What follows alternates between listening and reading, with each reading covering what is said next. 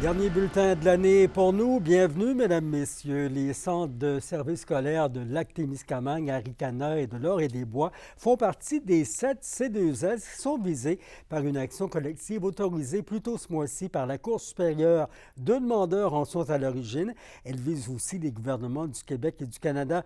Les présumées victimes considèrent avoir subi de l'abus d'ordre physique, psychologique et sexuel. Les faits reprochés se seraient déroulés dans des établissements d'enseignement en territoire autochtone dans les années 70 et au début des années 80. Dans une action collective, il faut l'autorisation pour démarrer parce qu'un représentant demande de pouvoir plaider pour un groupe beaucoup plus large. Ceci a été obtenu. Là, nous allons déposer la demande formelle et là, nous verrons si nous procédons à un procès ou s'il y a une possibilité d'arriver à un règlement. On vous l'apprenait récemment, il a été intronisé au Temple de la renommée du hockey et le Rouyn-Norandien Pierre Turgeon a maintenant signé le livre d'or à l'Hôtel de Ville de Rouyn-Noranda. Alexandre Cabana y était. Un avant-midi chaleureux et accueillant pour honorer celui qui est l'un des plus grands athlètes de l'histoire de Rouyn-Noranda. Pierre Turgeon voit son passage ici comme un retour à la maison, mais surtout à la ville qui lui a permis de faire tous ses premiers coups dans le monde du sport. On en parle souvent. Écoute, on vient de Rouyn-Noranda, puis écoute, on vient de la région. Malgré tout, on est parti à jeune âge, mais à chaque fois qu'on vient ici, on se sent toujours à la maison. On a, tu sais, j'ai joué avec Stéphane Matteau, on avait tellement un beau groupe de gars en plus quand on jouait à l'âge de 11 ans, 12 ans. Et puis, on a des souvenirs incroyables. Là. Ça, c'est des affaires que tu réalises pas même. Tu réalises jusqu'à quel niveau que c'est, mais après tant d'années, tu recules en arrière, tu regardes l'impact que ça avait eu, les choses qu'on avait accomplies en tant que Rouyn-Noranda, et aller représenter le Canada. C'est quelque chose, là. Tu sais. Famille, amis et même des anciens coéquipiers étaient présents. Pete Laflamme se souvient du passage du magicien de Rouyn au sein des citadelles. À 14 ans, Pierre, il jouait contre des gars de 18 ans. Dans le temps, on était à la Ligue juvénile, puis il jouait contre des gars de 18 ans.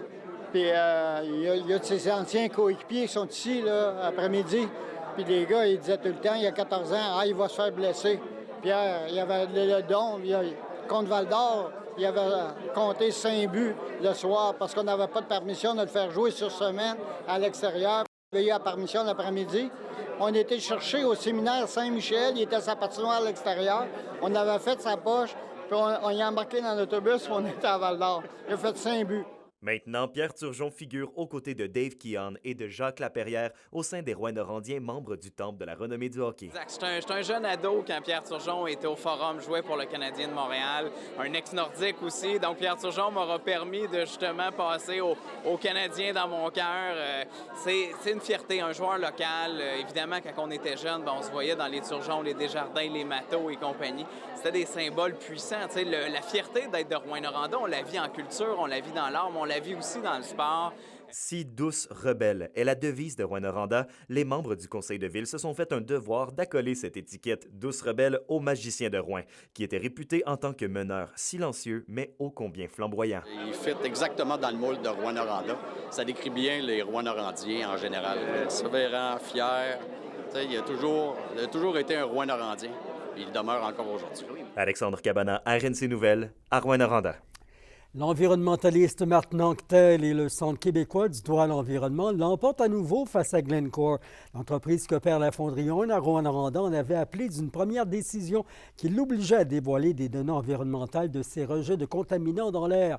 Pour la seconde fois, au tour de l'honorable Serge Champoux de balayer tous les arguments de la compagnie qui avançait que les renseignements devaient être tenus confidentiels, notamment en vertu du secret industriel.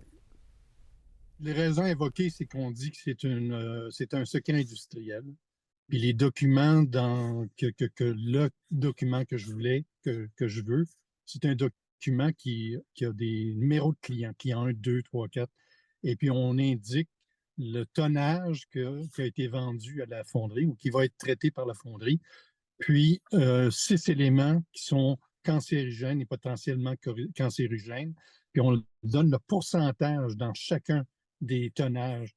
Est-ce qu'ils pourraient encore aller de l'avant parce qu'ils ont ils ont les moyens de le faire face à un moment donné, de votre côté, j'imagine que les frais que ça encourt chez vous vont finir par manquer. Est-ce qu'ils pourraient vous avoir à l'usure? Est-ce que la fonderie va vouloir aller plus loin au niveau de la cour pour contester? Parce qu'il y a toujours la possibilité d'aller en pourvoi là, de la décision. Là, et puis, on verra. Là, mais comme tel, deux décisions aussi claires que celle-là, ça nous positionne comme citoyens, là, puis dire, ben, il va falloir que vous ayez des sacrés bons arguments pour que ça puisse passer. Là. Vous souhaitez que Glencore ait compris cette fois-là et que les chiffres sortent?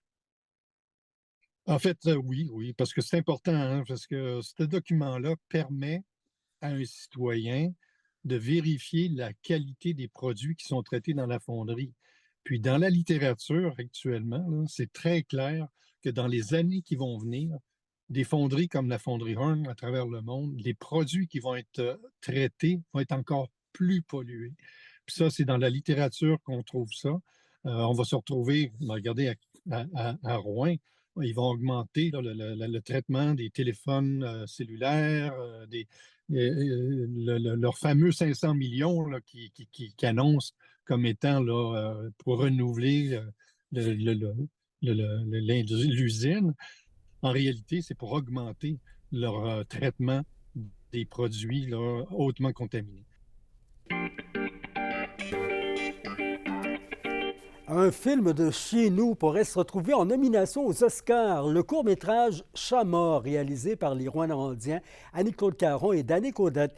Ce dernier qui fait partie des 15 films présélectionnés dans la catégorie du meilleur court-métrage de fiction parmi les titres retenus pour l'Oscar du meilleur court-métrage. On saura le 23 janvier, lors de l'annonce des nominations, si les films qui y figurent sont retenus parmi les 5 finalistes de leur catégorie respective.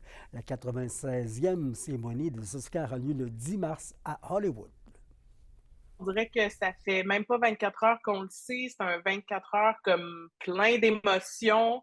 On est comme tous à distance, on se parle, on s'échange des mots. Moi, les réalisateurs, les membres de l'équipe qui m'écrivent aussi. C'est vraiment un beau Noël qui s'annonce en fait. Là.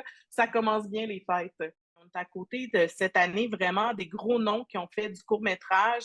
On a Wes Anderson, Pedro Almodovar, Alfonso Cuarón. Donc, on est vraiment choyés juste d'être là. C'est comme un beau cadeau.